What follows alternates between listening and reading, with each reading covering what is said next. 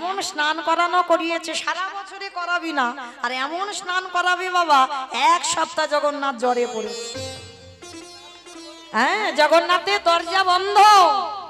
এই এক সপ্তাহ ওই কবিরাজ মানে বৈদ্য কবিরাজ, আমাদের মতো অ্যালোপ্যাথি ওষুধ নয়, বৈদ্য কবিরাজ গাছগাছরার ওষুধ আমার জগন্নাথকে সেবা দেওয়া হয় এক সপ্তাহ। আর জগন্নাথ শয়নে থাকে, আর এক সপ্তাহ জগন্নাথের দরজা খোলা হয় না। তো আপনারা জানেন এই জগন্নাথ দেখা মানেই তো কৃষ্ণ দেখা। কারণ আপনারা জানবেন না, কৃষ্ণের নাভিটা তো আমার জগন্নাথের নাভিতে প্রতিষ্ঠা করা আছে। কি বাবা এটা জানেন তো? কৃষ্ণের নাভিটা যেদিন ওই প্রভাসযোগ্য লীলা হয়েছিল, এই প্রভাসযোগ্য লীলার পরে আমার ভগবান কিন্তু কোনো লীলা করেনি, এই লীলাটা শেষ। তার লীলাটা সমাপ্ত করে যখন বাবা গান্ধারী মার অভিশাপে কৃষ্ণের যদু বংশ ধ্বংস হলো, একটা দুটো নয়, 56 কোটি যদু বংশ গান্ধারী কুরুক্ষেত্রের মাঠে হাহাকার করে কেঁদেছিল, কৃষ্ণ আমার কুরু বংশটাকে তুই যেমন ধ্বংস করে দিলি বাবা, আমি তোকে ছেড়ে দেব না, আমার মতো করে তোকেও কাঁদতে হবে।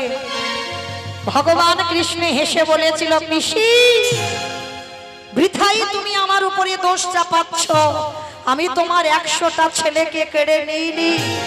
একটাই কথা মনে রেখো, চোরের ধন বাটপাড়াই নেয়। এটা চলতি কথা বাবা, চোরের ধন বাটপাড়ায় নেয়। পিসি তুমি তো 100টা ছেলে চুরি করেছ, যার জন্য তোমারও সেই ছেলে কটা চুরি হয়ে গেল।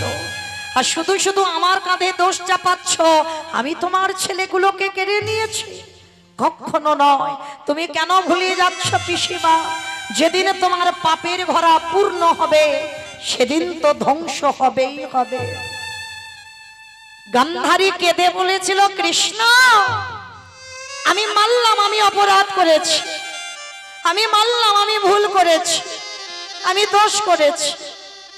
পারলি না বাবা, আমার 100টা ছেলের মধ্যে একটা ছেলেকে একটু কৃষ্ণ ভক্ত করে দিতে, একটা ছেলেকে একটু ধার্মিক করে দিতে, আমার 100টা ছেলে হয়ে গেল অধার্মিক। তাই তো কুরুক্ষেত্রের মাঠে ধ্বংস হয়ে গেল। তবে কৃষ্ণ আমি জানি আমি অন্যায় করেছি, আমি অপরাধ করেছি, তবু আমি তোকে ছেড়ে দেব না। আমি তোকে অভিশাপ দিলাম, আমার কুরু বংশ যেমন তুই ধ্বংস করেছিস, আমি তোরই অভিশাপ দিলাম, আমার মতো করে চোখের সামনে পুত্র হারাবার যে কত যন্ত্রণা, আত্মীয় পরিজন হারাবার যে কত যন্ত্রণা, আপনজন সরে গেলে যে কত যন্ত্রণা, আমি তোকে অভিশাপ দিলাম কৃষ্ণ, আমার মতো করে তোর 56 কোটি যদু বংশ ধ্বংস হবে। ভগবান বিশ্বের স্রষ্টা মালিক হয়ে মাথাটা পেতে নিল।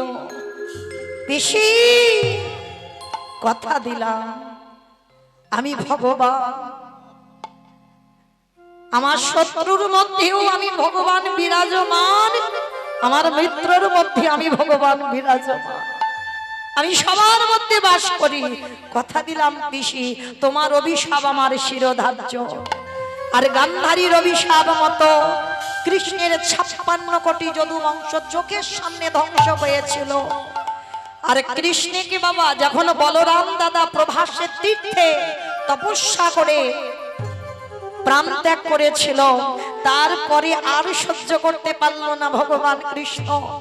মনে মনে ভাবলেন এবার তো আমার দেহ সম্পাদন করতে হবে।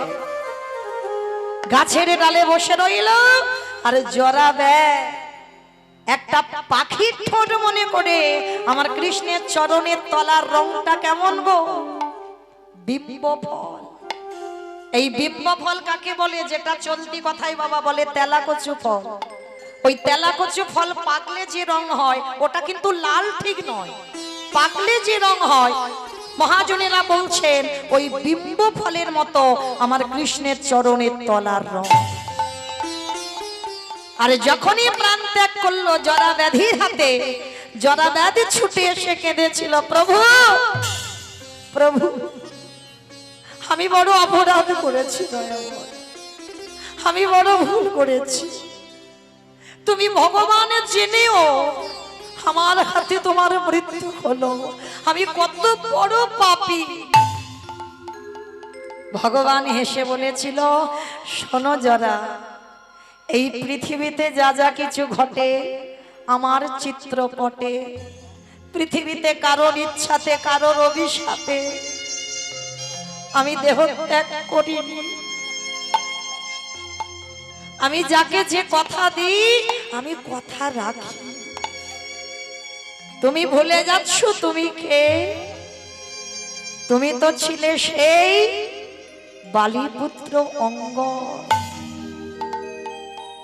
মনে করে দেখো, যেদিন আমি অযোধ্যায় ফিরেছিলাম 14 বছর বনবাস শেষ করে, যে যা আমার কাছে চেয়েছিল আমি সবাইকে দিয়েছিলাম।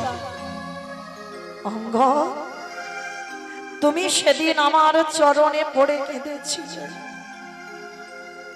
বলেছিলে প্রভু যে যা চাইছে তুমি তাকে তাই দিচ্ছ। তুমি তোমার এই অঙ্গদকে কিছু দেবে না। রঘুপতি রামচন্দ্র বলেছিল, অঙ্গ, আমি মর্যাদা পুরুষোত্তম রাম, যে আমার কাছে যা চায় আমি তাকে 2 হাত ভরে দিই। বলো তুমি আমার কাছে কি চাও? ওরকম করে বললে হবে না ঠাকুর, আগে আমার মাথা ছুঁয়ে প্রতিজ্ঞা করো, আমি তোমার কাছে যা চাইবো তুমি দেবে। রামচন্দ্র বলেছিল, বেশ অঙ্গদ, আমি তোমার মাথা ছুঁয়ে বললাম, তুমি আমার কাছে যা চাইবে আমি তোমাকে দেব দেব দেব। অঙ্গদ প্রভুর চরণ দুটো ধরে বলেছিল, প্রভু দিতে যদি হয় তুমি আমার একটাই বর দিও, আমার বাবার মৃত্যুর প্রতিশোধ যেন নিতে পারি। যে আমার বাবাকে মেরেছে আমি নিজের হাতে আমি তাকে মারতে চাই। ভগবান আশীর্বাদটা দেওয়ার পরে চমকে উঠেছে। কথা দিলাম রাম জন্মাবার আগে বাবা রামায়ণ তৈরি, আশীর্বাদ দিয়েছিল, কথা দিলাম অঙ্গ, তোমার বাবার মৃত্যুর জন্য আমি দায়ী, আর কেউ নয়। আমার হাতে বধ হয়েছে, কথা দিলাম আমি নিজের হাতে তোমার হাতে মৃত্যুবরণ করব। তবে এ যুগে নয়, এ দেহে নয়। যেদিন আমি কৃষ্ণ অবতারী দ্বারকাধীরাজ হব, সেদিন তুমি হবে অঙ্গদ জরা ব্যাগ। আর কথা দিলাম আমি তোমার হাতে আমি আমার প্রাণটা ত্যাগ করব। আজকে যখনই কাঁদছে জরা, প্রভু আমার জন্য না, তোমার জন্য নয় জরা, আমি কথা দিয়েছি, আমি কথা রেখেছি। গান্ধারী অভিশাপ দিয়েছি, কথা রেখেছি, আমাকে দেহ ত্যাগ করতে হবে। তো বাবা, মানুষ মরে গেলে দেহের সর্বাঙ্গটা পড়ে যায়, কিন্তু একটা জায়গায় পড়ে না। কোন জায়গা?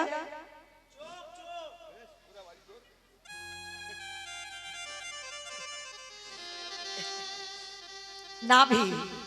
এই নাভিটা পড়ে না মানুষের, যেটাকে অনেকে বাড়িতে এনে বাবা মন্দির বানায় বাবা মা স্মৃতির উদ্দেশ্যে, আবার অনেকে গঙ্গার পাড়ে পুঁতে দিয়ে আসে, যার যেমন মনের বাসনা থাকে। তাই নাভিটা পড়ে না। কৃষ্ণের নাভি চন্দন কাষ্ঠে পোড়ানো হলো। মুখাগ্নি করেছিল কে? তৃতীয় পাণ্ডব অর্জুন। মুখাগ্নি করা হলো, কৃষ্ণের দেহটা পুড়ে ছাই। নাভিটা পুড়লো না, নাভিটাকে ভাসিয়ে দেওয়া হলো, প্রভাসিত জলে ভাসানো হলো। আর ওই নাভিটা ভাসতে ভাসতে যে সমুদ্রে আপনারা আমরা পাল্টি খেতে যাই, যেদিন আপনারা জানেন বিশ্বকর্মা, ওই যে বাবা রাজা ইন্দ্রদুম্ন রাজা জগন্নাথ বলরাম সুভদ্রা প্রতিষ্ঠা করেছিল। এখন যে মূর্তি আমরা দেখতে পাই, এই মূর্তিটা কথা দেওয়া ছিল 21 দিনের আগে দরজা খোলা যাবে না। 21 দিনের আগে দরজা যদি খোলো তাহলে যে পর্যন্ত মূর্তি গড়া হবে সেই পর্যন্ত থাকবে। তা গুন্ডিচামা মনে মনে ভাবলো খুটখাট আওয়াজ হচ্ছে না, কি মূর্তি তৈরি হচ্ছে, একবার দেখি মরে টরে গেল না তো। তো যখনই খুলে দিল 21 দিনের আগে, তখন মা সুভদ্রার হাত দুটো হয়নি। এটা তো একটা কাহিনী আপনারা জানেন, কিন্তু এইটা আসল কাহিনী নয়, এটা আসল ঘটনা নয়। ওই যে জগন্নাথ বলরাম সুভদ্রা যে মূর্তি আমরা জগন্নাথ ধামে গিয়ে দেখতে পাই, ও মূর্তিটা কেন ওই রকম জানো? ওই মূর্তিটা দ্বাপর যুগে দেবর্ষি নারদ প্রথম দেখেছিল, আর নারদ মুনি ভগবানের কাছ থেকে কায়দা করে চেয়ে নিয়েছিল প্রভু কলিযুগে ওই রূপ যেন জগতে দেখতে পায়। আমাইরা নারকেল দেখেছো তো? বলে তা দেখবো না, মুর্শিদাবাদের মানুষ। বলে দেখেছি। আচ্ছা, নারকেল যারা যারা দেখেছো দেখবে বাবা বাইরে একটা খসা আছে, খসাটাকে ছাড়াবে নারকেল পাবে, ওরে বাবা ভিতরে আরো শক্ত বেশি, তাই না? নারকেল যারা ছাড়িয়েছো জানো বাইরে যত না শক্ত, ও ভিতরে গেলে বাবা আরো বেশি শক্ত। আর তার ভিতরে যদি যেতে পারো, নারকেলের শ্বাসটা যদি টেনে ছাড়াতে পারো, যদি আস্বাদন করতে পারো, তাহলে বুঝবে নারকেলের স্বাদটা কেমন। এই কীর্তন বিষয়টা বাবা ঠিক এই রকম, শুধু একটা কাহিনী হবে আর উপর থেকে কীর্তনিয়া বলবে চলে যাব শুনে না, একবার হৃদয়ঙ্গ করতে হবে, অনুভব করতে হবে। হ্যাঁ, কারণ যে জায়গাটা বসেছেন বড় ধন্যাতি ধন্য জায়গা, পরীক্ষিত মহারাজের জায়গা। তবে আমি যে জায়গাতে দাঁড়িয়েছি বাবা, ওটা আপনাদের থেকে নিচু জায়গা, উঁচু জায়গা নয়। আপনারা মনে করেন কীর্তনিয়া ওরা অনেক বড়, কিন্তু না মা, যারা এখানে তত্ত্ব জ্ঞানী, যারা শাস্ত্র জ্ঞানী, যারা গ্রন্থ পড়েন, তারা জীবনে বলবে না যে কীর্তনিয়ারা উপরে, আগে কীর্তনিয়ারা নিচে, আগে আপনারা। নববিধা ভক্তির মধ্যে একটু তাকিয়ে দেখেন, আগে বলছে শ্রবণম, পরে বলল কীর্তন। আগে শোনার জায়গা, তারপরে বলার জায়গা। তাহলে আমার জায়গাটা পরে, আপনাদের জায়গাটা আগে। তাহলে ওই জায়গাতে বসে বাবা ঠিক ঠিক যদি শোনার মতো শোনা যায়, কৃপা হয়। আর এখানে দাঁড়িয়ে যদি গাওয়ার মতো গাওয়া হয়, এখানেও কৃপা হয়। তাহলে হচ্ছে না কেন? গাওয়া ঠিক হচ্ছে না, শোনা ঠিক হচ্ছে না, তাই তো কৃপা হচ্ছে না। কিন্তু যদি ঠিক ঠিক শোনা যায় আর গাওয়া যায়, তাহলেও কৃপা হয়। তাহলে মায়েরা যতক্ষণ আমি থাকবো, পরে কি করবে, আগে কি করেছো ভুলে যাও। আমি যতক্ষণ থাকবো আপনাদের চরণ ধরে নিবেদন, ভুলে যাও যে আমরা সংসারী মানুষ, ভুলে যাও ছেলে মেয়ে আত্মীয় পরিজন বন্ধু বান্ধব সব নিয়ে বসেছি, একেবারে গোটা পরিবার নিয়ে, এটা ভুলে যেতে হবে। হ্যাঁ, এই জায়গাতে বসেছেন, আমাদের এখন একটাই পরিচয়, কে নারী কে পুরুষ এসব ভেদাভেদ নেই, আমাদের একটাই পরিচয়, আমরা হলাম কৃষ্ণ চরণের দাস। আর এখানে যারা বসেছেন কোনো পুরুষ নয়, পুরুষ তো একজন বসে আছে মন্দিরে, অনাদিরাদি গোবিন্দ। আর যারা আছি আমরা সবাই প্রকৃতি নারী। যদি বলেন বাবা এটা আমার কথা নয়, যেদিন মীরাবাই দেখা করতে গিয়েছিল সনাতন গোস্বামীর সঙ্গে, সনাতন গোস্বামীর সঙ্গে দেখা করতে যাবে, কিন্তু বাবা সবাই মিলে বলল শোনো, আমাদের বাবাজি কোনোদিন নারী বদন দেখে না। মীরাবাই খিলখিল করে হেসে উঠেছিল, আরে বাবা এ জগতে আবার পুরুষ কে হলো? পুরুষ তো একজন, তিনি হলেন আমার অনাদিরাদি গোবিন্দ। আর যারা জগতে আছে সব প্রকৃতি, সব নারী। যারা ভজন করতে বসবেন বাবা, যারা ভগবানের সেবা দিতে বসবেন, একটা কথা খেয়াল রাখবেন, চরণ ধরে বলে যায়, যদি কেউ মনে করে আমি পুরুষ, জীবনেও ভজন সাধন হবে না। সে নরোত্তম গোস্বামী, সনাতন রূপ, শ্রীজীব ও সবাই যারা যারা ভজনে নেমেছে বাবা, একটু গ্রন্থের দিকে তাকিয়ে দেখেন, সব নারী ভাব। যখন পূজায় বসবে মনে করতে হবে আমি বৃন্দাবনের একজন ব্রজ গোপী। আর এইভাবে যদি তুমি সেবা করতে বসো, তারপরেই তোমার ভজন সার্থকতা হবে, আর যত তাড়াতাড়ি আমার গোবিন্দ কৃপা হবে। তাই গৌর প্রেমানন্দে হরি বল। দেখেন বাবা, যদি এই নারী পুরুষের ভেদাভেদ থাকতো, তাহলে একাকার হয়ে বসতে পারতেন? জানি না আপনাদের মুর্শিদাবাদে কি হয়, তবে আমার ডায়মন্ড হারবার এলাকায় নিয়ম আছে, যাত্রা নাটক ফাংশন যে কোনো অনুষ্ঠান হবে, মাঝখান থেকে একটা বাঁশ বাঁধা হবে, একদিকে নারী একদিকে পুরুষ, কিন্তু হরিনাম সংকীর্তনে ও বাঁশ বাঁধা নয় আর দড়ি বাঁধা নয়, নারী পুরুষ একাকার। কেন? জাতি ধর্ম নির্বিশেষে নারী পুরুষের ভেদাভেদ নয়, সবাই একাকার হয়ে আমার মহাপ্রভুর নাম সংকীর্তন শ্রবণ। এটাই গৌর প্রেমানন্দে। কারণ এখানে কারোর কোনো বাসনা নয়, একটাই বাসনা, আমি কি তারে পাবো না। রঘুনাথ দাস গোস্বামীর একটাই কথা, আমি কি তারে পাবো না। এইটা যদি মনের ভিতরে এই আকুলি বিকুলি থাকে তাহলে কৃপা হয়। তবে ভগবানের পেতে গেলে বাবা আকুলতা লাগবে। এই আকুলতা যদি চলে যায় তাহলে বাবা কোনোদিন কৃপা হবে না। শ্রী শ্রী রামকৃষ্ণ পরমহংসদেব শিষ্য ছিল নরেন।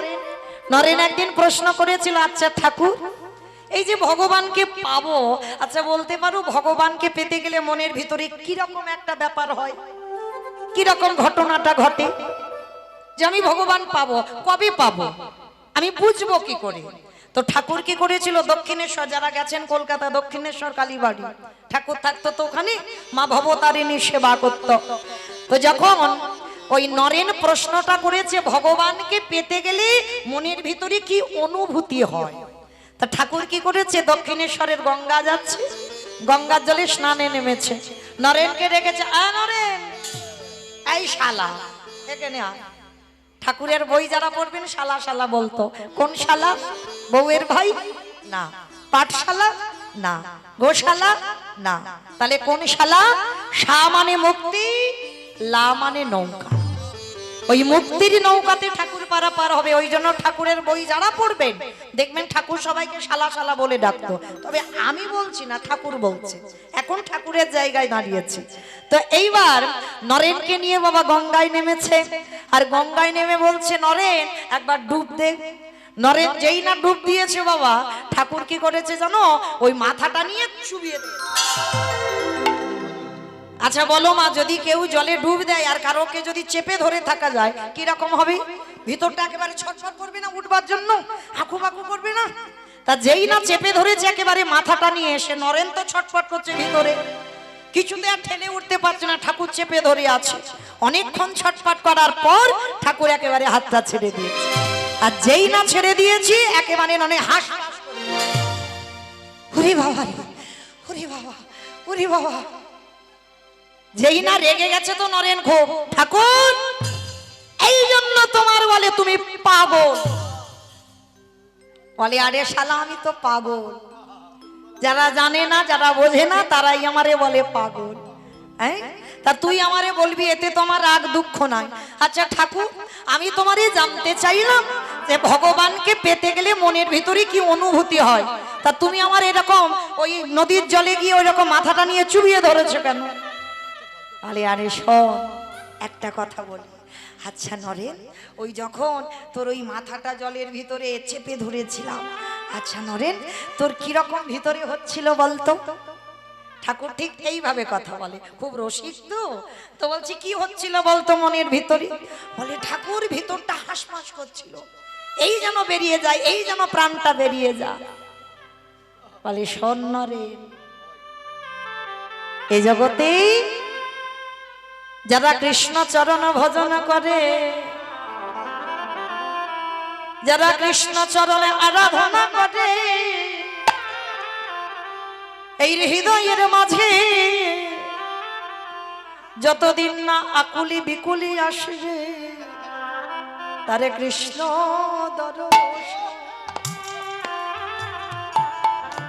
দর্শন হবে,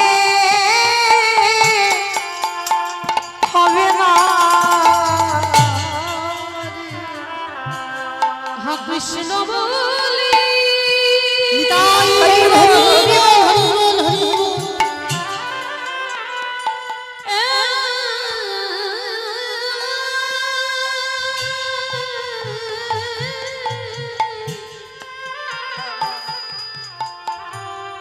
কৃষ্ণ বলে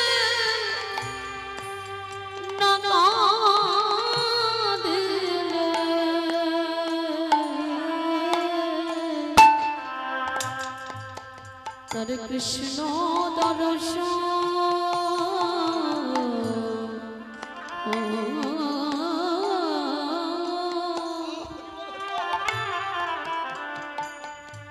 দর্শন হবে না রে। আস্তে। তাহলে বুঝলাম কি বাবা, মনের ভিতরে আকুলতা লাগবে, তারপরে তুমি কৃষ্ণ দর্শন পাবে। এই যে একটাই কথা যেন মনের বাজে, মনের মধ্যে বাজে, আমি কি তারে পাবো না, আমি কি তারে পাবো না। এ জন্মে না হয়, এর পরের জন্মে না হয়, তারপরের জন্মে না হয়, সাধিতে সাধিতে যদি কৃষ্ণ কৃপা করে এ জন্মে না হয়, জন্ম জন্মান্তরে। তাই কীর্তনের প্রারম্ভে আমার কমিটি বাবাদের, দাদাদের, ভাইদের প্রণাম দিলাম একটা কারণ, তারা জেনেছে বাবা, তারা বুঝেছে এটা কলিযুগ। আর কলিযুগে যাগযজ্ঞ নয়, ব্রত পূজা নয়, ধ্যান তপস্যা নয়, হরির নাম হরির নাম হরির নামৈব কেবলম কলমা নাস্তে নাস্তে নাস্তে গতির অন্যথা। গতির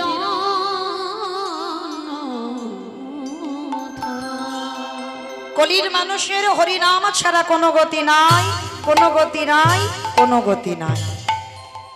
আপনারা প্রশ্ন করবেন, মৌমিতা এই যে আশেপাশে কীর্তন শুরু হলো আষাঢ় শ্রাবণ মাস, এ তো আর বন্ধ হবে না, সারা মুর্শিদাবাদ মানে প্রত্যেকটা মোড়ে মোড়ে বাবা কীর্তন হবে, হবে কি না? আর প্রত্যেকটা কীর্তনিয়া ওই একটাই কথা বলবে, হরিনাম শোনো, হরিনাম গাও, একাদশী করো, তুলসী গাছে জল দাও, ভগবানের চরণে তুলসী দাও, ও ছাড়া গতি নাই। কি মাইরা বলবে না? সব কীর্তনিয়ারা এসে একটাই কথা বলবে, কিন্তু কীর্তনিয়ারা বলবে আর আপনারা সব শুনে বাড়িতে চলে যাবেন, হবে না। একটু হৃদয়ঙ্গ করেন। এই যে কীর্তনিয়ারা বলছে হরিনাম ছাড়া গতি নয়, সত্যি কি গতি আছে বাবা? যে যত বড় ধনী হও না কেন, যার যত টাকা থাকুক না কেন, যার যত অর্থ থাকুক না কেন, শেষের দিনে কিন্তু তোমার কেউ সঙ্গী নয়। এইটা যত তাড়াতাড়ি জানবে তত তাড়াতাড়ি তোমার মঙ্গল হবে। কেউ তোমার নয়। আজকে যেটা তুমি ভাবছো আমার, সেটা কালকের অন্য কারোর হবে। ছেলে আমারে, মেয়ে আমারে, জায়গায় আমারে, জমি আমারে, বিষয় আমার, যতই আমারে আমারে করো না কেন, মাসে যদি ভিজে যায় পড়ে থাকবে সরকারি খামা। এসেছো একা, তুমি যাবে একা। যেদিন এসেছিলে মা, সেদিন পরনে একটা সুতো ছিল না, আর যেদিন ভব ছেড়ে চলে যাবে সেদিনও তোমার পরনে একটা সুতো থাকবে না। এসেছিলে খালি হাতে, যাবেও তুমি খালি হাতে। তাহলে কিসের আমার আমার, কিসের আগলে বসে আছো, কৃষ্ণ ভজন ভুলে যাচ্ছ। সারাদিন আমার আমার করলাম, ছেলে পুলে মানুষ করলাম, রান্না বান্না করলাম, সব কাজ করলাম, কিন্তু দিনান্তে কতজন আমরা কৃষ্ণ বলে কাঁদলাম। ভগবান বললেন, হে কলির জি, সারাদিন তোরা কত আবল তাবল বাচাল বলিতে পারো, তাহার ভিতরে কি একবারও কৃষ্ণ বলিতে না। কৃষ্ণ ভজন করতে হবে, কৃষ্ণ সাধনা করতে হবে। তো শেষের দিনে আমাদের সঙ্গে কেউ যাবে না, কিন্তু কর্মফল। মায়েরা মনে রাখবেন, এইটা তোমাদের আমাদের কারোর ছাড়বে না, কর্মফল। কতদিন হরিবাসরে বসলে, কতদিন সাধু সঙ্গ করলে, কতদিন ভক্ত চরণ ধরলে, কতদিন যাবত তুমি গুরু চরণ ভজন করছো, এই ভালো ভালো কর্ম আমাদের সাথে যাবে। আর একটা জিনিস সাথে যাবে, সেটা আমার গ্যারান্টি। জানি না আপনাদের এই গদাগাড়ি মুর্শিদাবাদ জেলায় হয় কিনা, তবে আমার ডায়মন্ডে আছে। সে বড় লোক হোক আর গরিব হোক, দুটো জিনিস ভাড়া করতে হয় মানুষের মৃত্যুর পর, এক হলো খোল আর এক হলো করতাল। আর পিছনে বাজিয়ে বাজিয়ে দেহটাকে বের করে না, বলো হরি হরি বলো হরি। কি মাইরা তোমাদের গ্রামে হয়তো? বাহ, তাহলে এইবার আমি একটা কথা বলবো, ভেবে বলবেন কেমন? যখন দুর্গা পূজা, কালী পূজা, লক্ষ্মী পূজা, সরস্বতী পূজা, মনসা পূজা, যে কোনো পূজা যখন পূজা হয়, বিসর্জনের দিনে বাবা বড় বড় ডিজে ডিজে বাজে। কি মা তোমাদের গ্রামে হয়? এখানেও হয়? আমি জানি আমার ডায়মন্ডে বুঝি হয়, মানে এখানেও বিসর্জনের ডিজে বাজে। তাহলে ভালো করে ভেবে দেখেন, তাহলে সেটাও তো মা।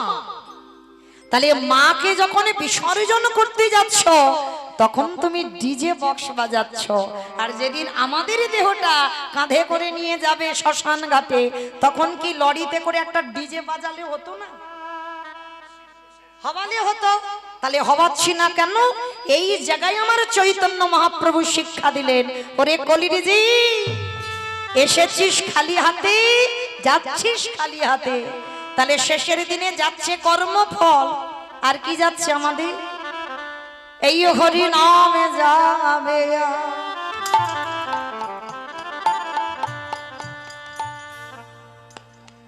আমাদের পছা দেখা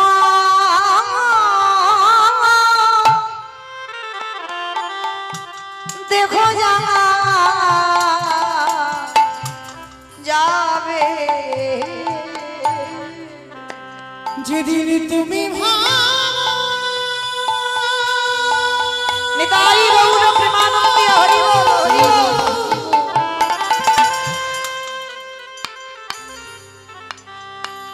যেদিন তুমি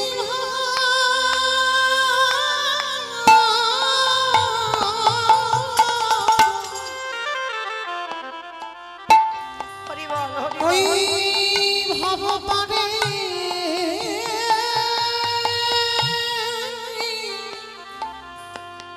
পরে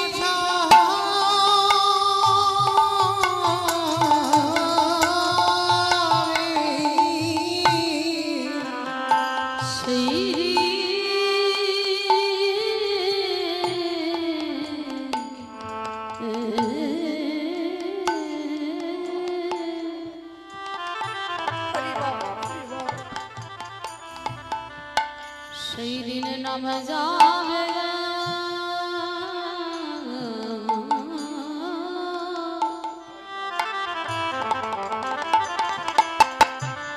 এই পচা দেহ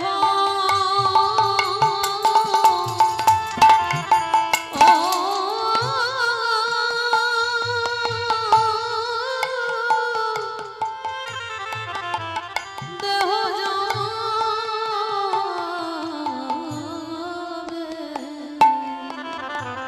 ও ভাই সেদিন সঙ্গীর সাথী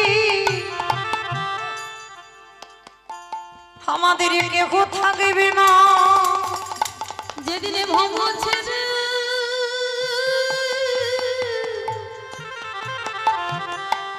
আমরা চলে যাব আমাদের কারোর কৃষ্ণ ভজন ভজন হলো না কৃষ্ণ বলে বলে এইভাবে না দয়াল আমার মতো পাপী জগতে আর কেহ না। বলে এইবার করো রে হে দয়াময় আমি পারির ঘাটে আমি দাঁড়াই রইলাম। তুমি তো প্রতিদিন বাবা নাম ধরেছো দয়াল আমার কেশে ধরে টেনে নিও। তুমি তো কত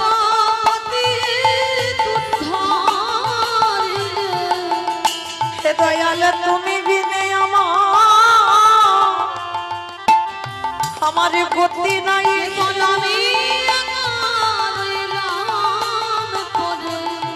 দয়ালি একেবারে কেশে ধরে টেনে নিও। দয়াল পারে ঘাটাতে আমি দাঁড়াই রইলাম,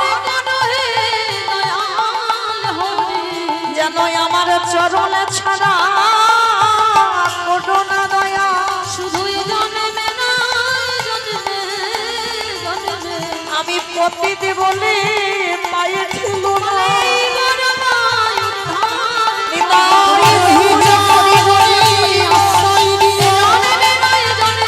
তোমার ওই চরণে আশ্রয় দিও। নামে যাবে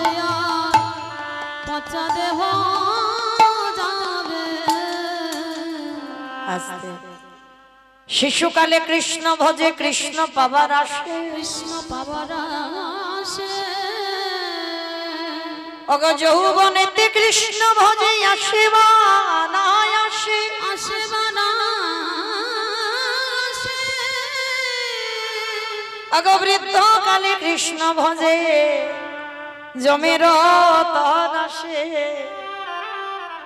মাইরা কথাটা খুব মন দিয়ে শুনবেন, ভজন করতে হবে সকাল সকাল।